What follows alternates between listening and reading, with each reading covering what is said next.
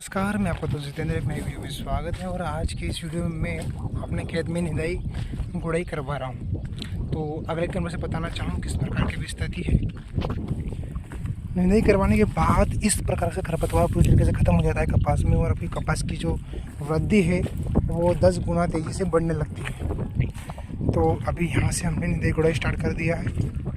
उसके बाद पूरा खेत पड़ा है अभी तो, और इसके बाद हम इसमें सिंचाई भी लगा देंगे साथ साथ। डे 2 और खेत में भी चल रही निदाई गुड़ाई।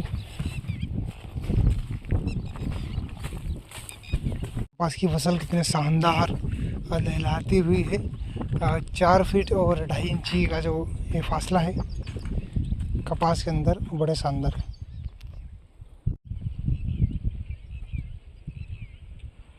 तो समथिंग सुबह की 10 बजने वाली है और खेत में अभी इस प्रकार से काम चल रहा है।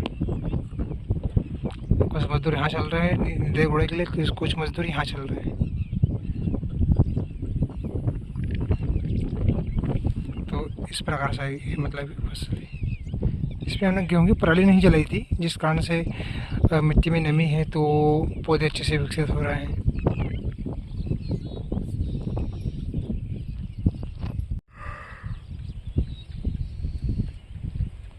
कपास कॉटन फार्मिंग खुद के लिए एक चैलेंज है, क्योंकि इसमें बहुत ज़्यादा हार्डवर्क लगता है भाई।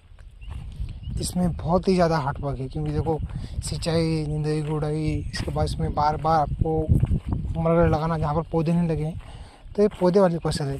देखो यहाँ नहीं लगाना तो यहाँ पर भी बीज लगाना पड़ेगा वापस। तो खाद समय समय पर स्प्रे, कितने प्रकार के काम लगते रहते हैं और बहुत अधिक खर्चीला यह खेती है कॉटन फार्मिंग। खरपतवार सबसे बड़ा दुश्मन है इस खेती के लिए। तो निदाई गुड़ाई करवा रहे हैं यथावत।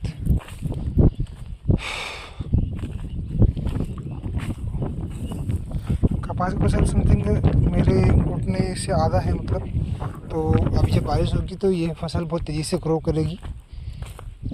मौसम बड़ा शानदार है। स्थिति है वो ये है कि कपास में भी निदाई गुड़ाई करवा दिया है। उसके साथ साथ हम बारिश तो भी नहीं हुई बहुत दिनों से, तब भी हम सपोर्टिंग के लिए मिट्टी को थोड़ा कपास के पौधों पर लगा रहे हैं, जो कि स्ट्रेंथ मिलेगा उनको और ग्रोथ करने में बड़ी आसानी होगी। ये हमारे पड़ोसी गांव के काका जी हैं। तो अभी हम अपने जो बेल हैं उसकी सहायता से ये चला रहे हैं। देखो नीचे पास लगा हुआ है, इसमें रस्सी बांधी गई है और एकदम चल दूँ वही कर वीडियो बना तुम्हारा। हाँ, तो पास बांधी गई है, उसके अंदर रस्सी बांधकर इस प्रकार से चला रहे हैं। देखो हम चाहते थे कि बेड मेकर भी लगा सकते हैं, जो कि बेड ऐसा मिट्टी काटता तिरछा, लेकिन ये क्या है कि अभी कपास उस बड़ा नहीं हुआ है, वो इसमें मिट्टी ज़्यादा चढ़ाएगा, तो इससे मिट्टी नीचे कटती भी रहेगी और इस प्रकार से हमारा काम बड़ा ही अच्छे से होगा। तो एकदम बहुत ही तेज़ी से अभी जो वहाँ है वहाँ से लग के यहाँ हो चुका है। और इधर भी देखिए आप, इधर भी देखिए, चारों तरफ खेत बड़ा ही शानदार हो चुका है। कपास की दूरी भी बड़ी शानदार है, क्योंकि अब कपास जब बारिश होगा ना तो ये बहुत तेज़ी से वृद्धि करेगा। और साथ साथ हम इसमें जो बेसल डोज होता है खाद फर्स्ट, वो हम इसमें डाल देंगे। अभी खाद की तो बड़ी किल्लत है, लेकिन सरकार ई पोर्टल की सहायता से खाद प्रदान कर रही है। और उधर अभी चल रहा है हमारे खेत में निदाई गुड़ाई, है ना। तो वहाँ चल रही निदाई गुड़ाई और यहाँ चल रहा है काम। तो बड़ा ही शानदार ये हो रहा है। देखिए हमने पराली नहीं जलाई थी, तो देखो खेत में आग बिल्कुल मत लाई गई है, वरना इस प्रकार की आपको जो फसल है लहलहाती हुई हमारे खेत में दिख रही है वो आपको नहीं मिलेगी। क्योंकि इसमें सूक्ष्म जीव होते हैं, जो केचुआ होता है वो मर जाते हैं, लेकिन हमारे खेत में नहीं मरा क्योंकि हम आग नहीं लगाते। और इधर भी देखिए खरपतवार उगा है। अब देखिए बहुत से लोग सोचते हैं कि खरपतवार आपके खेत में इतना क्यों उगा है। देखिए जहाँ उपजाऊ मिट्टी होती है ना, तो वहाँ ही खरपतवार उगते हैं, ये ध्यान रखिएगा। ऐसा नहीं कि जहाँ खरपतवार नहीं उगते ना, वहाँ शायद कुछ कमी होगी। तो मिट्टी हमारी शानदार है जब भी खरपतवार उगते हैं, है ना। देखिए अभी दोपहर के मतलब 3 बजने वाली, और अभी भी हम जस्ट अभी हमने बेड चालू करा है कपास की ग्रोथ के लिए और उसको मजबूती देने के लिए। अभी हम इस प्रकार से अपने खेत में माटी को चढ़ा रहे हैं। अभी कपास थोड़े छोटे हैं तो इस प्रकार से मिट्टी को सपोर्ट दे रहे हैं इसका कपास की फसल को। और अब इंतज़ार है बारिश का, या बारिश नहीं हुई तो हमारे पास पर्याप्त व्यवस्था है सिंचाई की। लेकिन मैं सोचता हूँ कि देखो सिंचाई की जो हम ज़मीनी स्तर पर पानी देंगे वो उतना कारगर नहीं है जो कि बारिश वाला जो पानी रहेगा वो सबसे सर्वश्रेष्ठ रहेगा।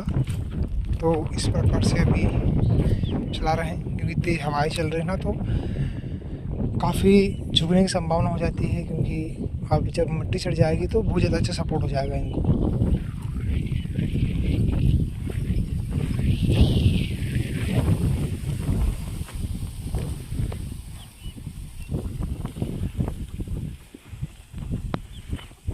देखिए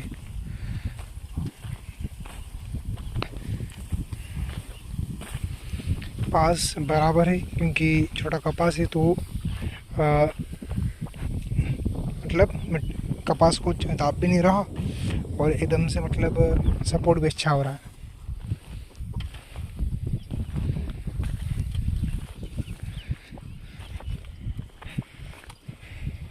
तो आप पाजी रख लो ऊपर। तो ये बहुत ही शानदार हम वही पारंपरिक खेती को अपना रहे हैं, क्योंकि आजकल इनका महत्व हमको देखने को मिलता है कि डीजल पेट्रोल के भाव बढ़ चुके हैं और ये चीज़ बहुत ही ज़रूरी है गौवंश को बचाना। और ना ही इसमें डीजल लगता है और खेतों को पर्याप्त जैव खाद मिल जाता है, गोबर।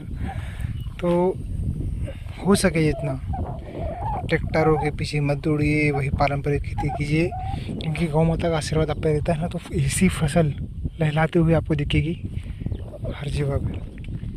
दोस्तों पारंपरिक खेती के ऊपर जाइए जितना हो सके।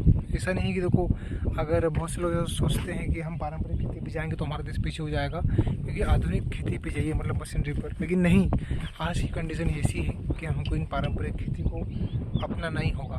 वही बैलों की सहायता से खेती में उपयोग करना होगा अधिक से अधिक, क्योंकि ना इसमें डीजल लगता है, ना इसमें पेट्रोल लगता है, ना कोई ईंधन की ज़रूरत होती है।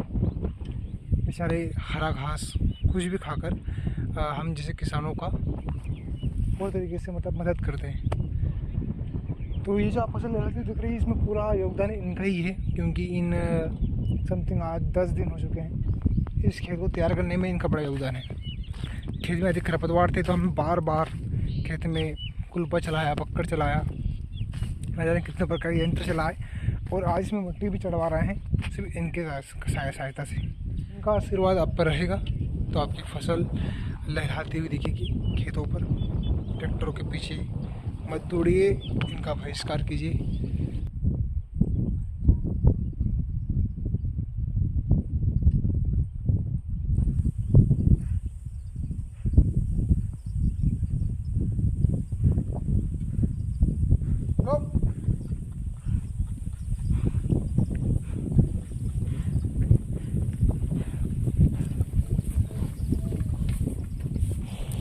देखिए कपास में अभी हमने बेड चढ़ा दिया है और इंतज़ार है बारिश का।